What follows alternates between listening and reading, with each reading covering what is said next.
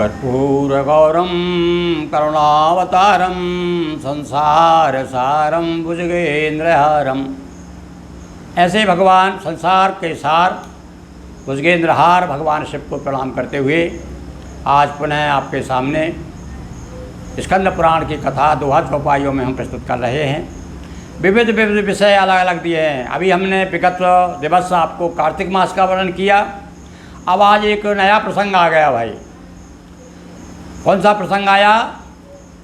सत्यभामा जो भगवान को बहुत प्रिय थी, भगवान की पटरानी में प्रसिद्ध पटरानी थी सत्यभामा श्री कृष्ण की। उसका पूर्व जन्म सुनिए।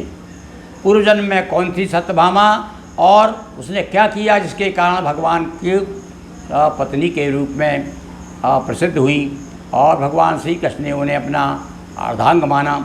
सुनिए। प्रश्नो सत्यभामा किया पुरुष कौन, कौन पुण्य कौन सा श्रेष्ठ। प्रश्न सत्यभामा किया पुण्य कौन सा श्रेष्ठ। किया मिले पति रूप तुम यदुवंशी मैं श्रेष्ठ। हे यदुवंशी नायक, भगवान श्री कृष्ण से प्रार्थना करती हैं सत्यभामा, पूछती हैं कि मैंने ऐसा कौन सा पुण्य किया है। वो कथा आती है ना भाई आपके ऋषि पंचमी में। पार्वती भी पूछती है भगवान शिव से कि भगवान भोलेनाथ बताइए मैंने ऐसा कौन सा पुण्य किया जिसके कारण आप जैसा मुझे पति प्राप्त हुआ है। तो भगवान शिव उन्हें ऋषि पंचमी का व्रत की कथा सुनाते हैं। यहाँ पर भी वही प्रसंग आता है। सत्यभामा भगवान श्री कृष्ण से पूछ रही हैं। क्या पूछ रही हैं? हे प्रभु, मैंने ऐसा कौन सा पुण्य किया है, उस जन्म में पूर्व जन्म में मैं कौन थी क्या थी जो आज आप मुझे पति के रूप में प्राप्त हुए हैं। जिससे हुई प्रीतमा तुम्हारी कहे सभी बातें बनवारी। तभी कृष्ण यों कथा सुनाई पूर्व जन्म की तब सुध आई। हरिद्वार एक ब्राह्मण ज्ञानी सतयुग की है प्रमुख कहानी। सत्यभामा सुनो, सतयुग की कहानी है। मुझे याद आ गया तुम्हारा पूर्व जन्म। सतयुग में एक बड़े विद्वान ब्राह्मण रहा करते थे। कहाँ थे वो? हरिद्वार के निवासी थे। नाम देव शर्मा कहलाया लेकिन कोई पुत्र न पाया। एक निसंतान एक ब्राह्मण थे देव शर्मा नाम के। बड़े धार्मिक थे, बड़े भगवान के भक्त थे, किंतु भगवान कहते हैं ना कहीं न कहीं एक कोना खाली रह जाता है, कहीं न कहीं कमी रह जाती। भैया इनके यहाँ भी संतान नहीं थी। केवल एक प्राप्त थी कन्या। संतान तो थी पर पुत्र नहीं था। केवल एक कन्या दी भगवान ने। तो केवल एक प्राप्त थी कन्या नाम गुणवती रूप वनन्या। एक गुणवती नाम की एक कन्या थी कि पुत्र नहीं था। चंद्र नाथ ब्राह्मण से ब्याही और हुई कामना भी मन चाही। वह गुणवती का विवाह एक चंद्रनाथ नाम के ब्राह्मण से कर दिया गया। ससुर जमाई दो एक बारा और बन गए वहाँ वसुर खाडारा।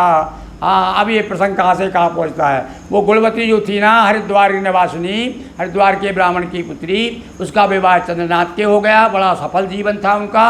पर एक बार दोनों पति पत्नी जंगल में गए विहार करने के लिए। वहाँ एक राक्षस ने दोनों को भक्षण कर गए। राक्षस लोग तो मनुष्य भक्षी हुआ करते थे। दोनों को जब खा गया तो हाँ, दोनों को नहीं भाई, वहाँ सुनिए। ससुरो जमाई दो एक बारा बन गए वहाँ असुर। हाँ, ससुर को यानी वो लड़की के उस गुणवती के पिता को और उसके पति को, दोनों को राक्षस ने खा गया। पुण्य प्रभाव गए सुर लोका पतिनी इधर सुधारा लोका। पुण्य के प्रभाव से वो तो सुरलोक चले गए, किंतु इधर क्या हुआ, ये जो गुणवती थी वाकई में जैसा यथा नाम तथा गुण था वह भी भगवान की भक्ति करने लगी। इसने भी व्रत धारण करना शुरू कर दिया। उसने 2 व्रत कीने धारण, 2 व्रत किए उसने। अब आ गया भैया प्रसंग कौन सा? कार्तिक का वर्णन आ गया। कार्तिक मास का व्रत किया उसने और एकादशी का व्रत किया। कार्तिक का व्रत किया हमेशा और 11 व्रत के सहे कलेसा। और उसने क्या किया? 11 का व्रत किया। 11 का व्रत बड़ा कठिन होता है भाई। बताया इसमें कौन कौन से नियम हैं और यही नहीं बताया केवल भूखा रहना ही व्रत नहीं होता कि भूखे रह गए और अनाप शराब कुछ भी करते रहो। आप कैसे किसी प्रकार से अपना व्यवहार करते रहो और हर किसी के साथ घूमते फिरते रहो। देखो बड़ा नियम बताए हैं। अब विशेष रूप से ध्यान दीजिए आप। यह गई करन गंगा स्नाना, तभी प्राण भी किया पयाना। और इसने अपने जीवन भर 11 का व्रत किया, और 11 के व्रत में विशेष रूप से बताया कि 10वीं के दिन एक दिन पहले एक ही बार भोजन करे।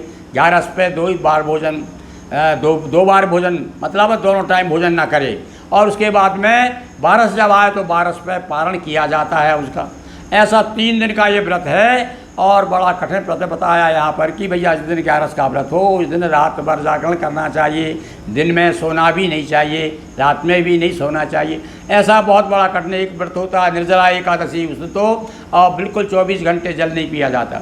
तो इस प्रकार से इस ब्राह्मणी ने, इस गुणमती ने भगवान के कार्तिक का व्रत किया और एकादशी का व्रत किया। तो इसके बाद में एक बार क्या हुई, गई करन गंगा स्नाना, और तभी प्राण भी किया पयाना। गंगा जी में जाकर के उसने प्राण छोड़ दिए। आया नभ से एक विमाना, और मम समीप तब मिला ठिकाना। हे सत्यभामा, उस समय क्या हुआ, उस कार्तिक माह का जो उसने व्रत किया, एकादशी का व्रत किया, उसके कारण क्या हुआ कि ऊपर से विमान आया, विमान में बैठ कर के गई और मेरा सामीप्य प्राप्त हुआ, तुम जो मेरे पास में आ गई। और उसके बाद में जब मृत्युपरांत श्रेष्ठ फल आया, प्रिय आपने मुझको पाया। और मृत्यु के बाद में कुछ दिन तो वहाँ रही, और जब मेरा यहाँ अवतार हुआ, जब मैं आया तो तुमको भी मैं साथ लेकर आ गया। इस प्रकार से पूर्व जन्म में जो सत्यभामा से भगवान कह रहे हैं, सत्यभामा के माध्यम से भगवान श्री कृष्ण एकादशी के व्रत का और कार्तिक मास का महत्व बता रहे हैं।